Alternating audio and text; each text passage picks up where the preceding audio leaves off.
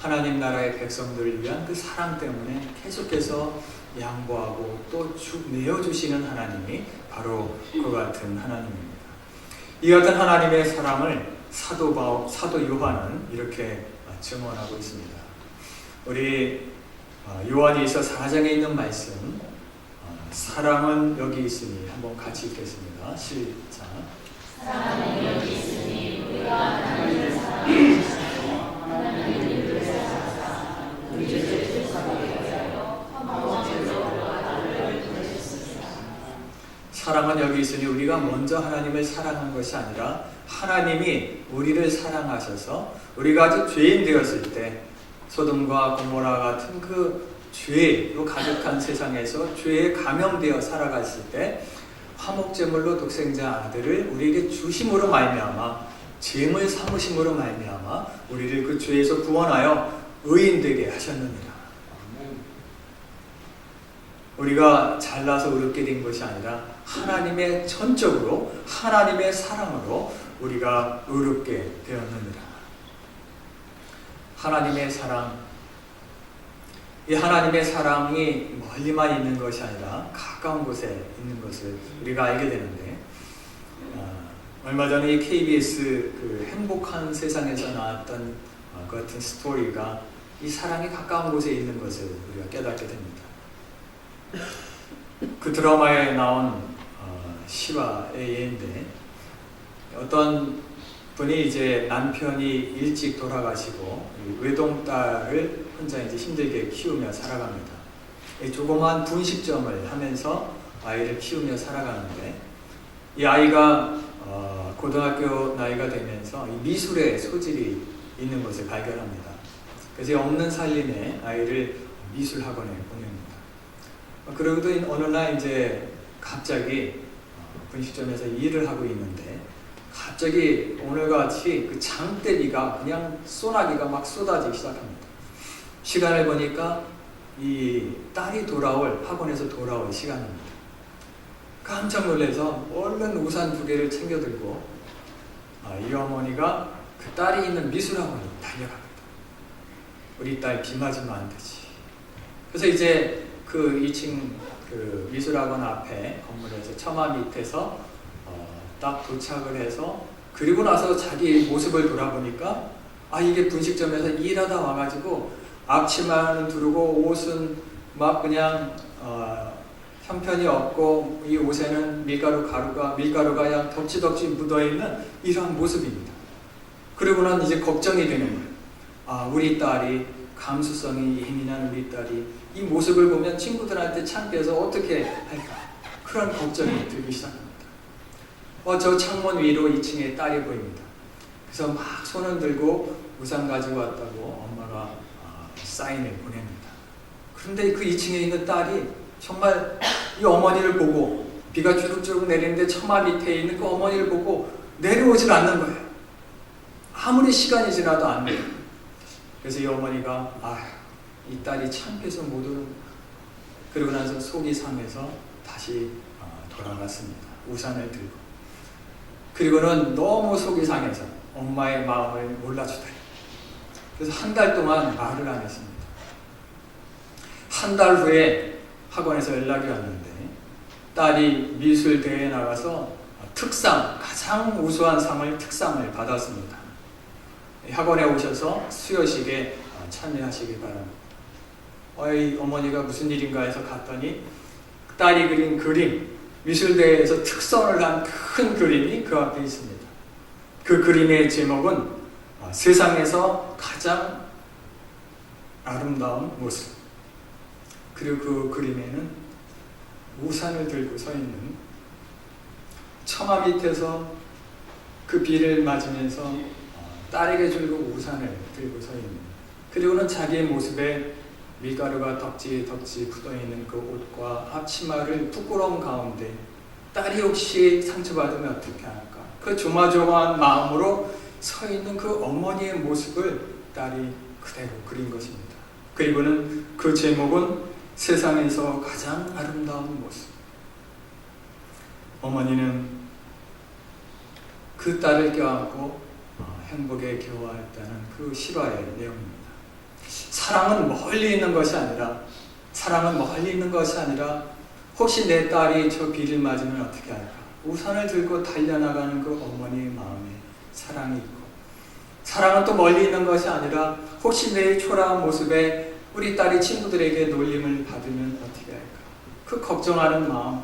또 사랑은 멀리 있는 것이 아니라 그 어머니, 딸을 사랑하는 그 어머니의 모습을 보고 세상에서 가장 아름다운 모습으로 바라보는 그 자녀의 마음, 그러한 곳에 사랑이 있는 것을 발견하게 됩니다. 하나님의 사랑도 멀리 있는 것이 아니라 늘 가까운 곳에 하나님의 사랑이 있습니다. 이 문화도 다르고 말도 다른 이 미국 땅에 처음 와서 어디로 가야 할지 모르고 어떻게 살아야 될지도 모르는 그 상황 속에서 나를 인도하신 하나님. 사고도 많고 사건도 많고 왜 이렇게 뉴스들이 복잡한 일들도 많은데 책임까지 지키고 보호하신 하나님. 또 힘든 삶 가운데서 오늘날까지 먹이고 입히신 공급하신 하나님. 뿐만 아니라 죄 가운데 죄된 세상에 살면서 언제 나도 모르게 죄에 대해서 감염돼 살고 있는 죄된 내 모습 속에서 이제 구원하여 주셔서 의롭다 하신 그 하나님. 뿐만 아니라 이와 같은 이 세상의 삶이 다가 아니라 이 세상 후에는 하늘나라가 있고 또 부활과 영생이 있다는 그 소망을 우리에게 주신 하나님. 그 같은 하나님을 느끼며 살아가는, 하나님의 사랑을 느끼며 살아가는 삶이 우리가 느껴야 될, 우리의 가까운 곳에서 느끼는 하나님의 사랑입니다. 하루하루의 삶, 바쁜 이민 생활 가운데서 우리가 하루하루 바쁘게 살아가지만 이 하나님의 사랑, 가까운 곳에 있는 이 하나님의 사랑을 느끼며 잊지 않고 기억하며 살아가시는 저 여러분들 되시길 기원합니다. 이제 이 소돔과 고모라성, 이 끔찍한 뉴스를 볼 때마다 늘 생각나는 성경의 스토리, 소돔과 고모라. 소돔과 고모라성이 멸망당한 것은 그 이유는 딱 두 가지입니다. 그 죄가 중하였기 때문에, 두 번째는 의인 10명이 없었기 때문에. 죄가 아무리 중하다 하더라도 의인 10명만 있었으면 그 성은 멸망당하지 않았을 것입니다. 2016년 살아가는 우리도 역시 마찬가지입니다. 수만 명의 인구가 살았다고 하는 그 소돔과 고모라에서 단 10명의 의인이 없어서 멸망당했듯이, 역시 우리가 살고 있는 세상이 성적인, 도덕적인 타락으로 가득한 세상에 우리가 살고 있다 하더라도 우리는 하나님을 믿고 의지하고 그 말씀에 순종하는, 지금도 하나님께서는 그와 같은 소수의 의인, 10명을 찾으신 하나님은 지금도 소수의 의인을 찾고 계십니다. 저 여러분들에게 하시는 말씀은 I want you, 나는 너를 원한다. 다른 사람이 아닌 너를 원한다.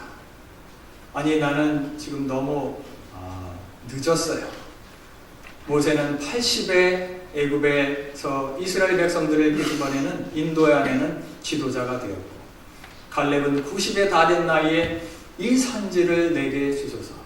모세는 아브라함은 100세에 아이를 낳았느니라. 나는 너를 원한다. 나는 아직 신앙생활을 한 지 얼마 되지 않아요. 나 하나쯤이야. 그것이 아니라 하나님이 우리에게 하시는 말씀은 나는 너를 원한다. 이제 저 여러분들은 이 믿음에 굳게 서서 하나님께서 소돔과 고모라 성에서 찾았던 그 10명의 의인, 우리 2016년 LA 땅에 사는 그 10명의 의인이 되시는 저 여러분들 되시길 기원합니다. 오늘 말씀을 생각하며 다시 한번 결단하는 기도의 시간을 갖겠습니다.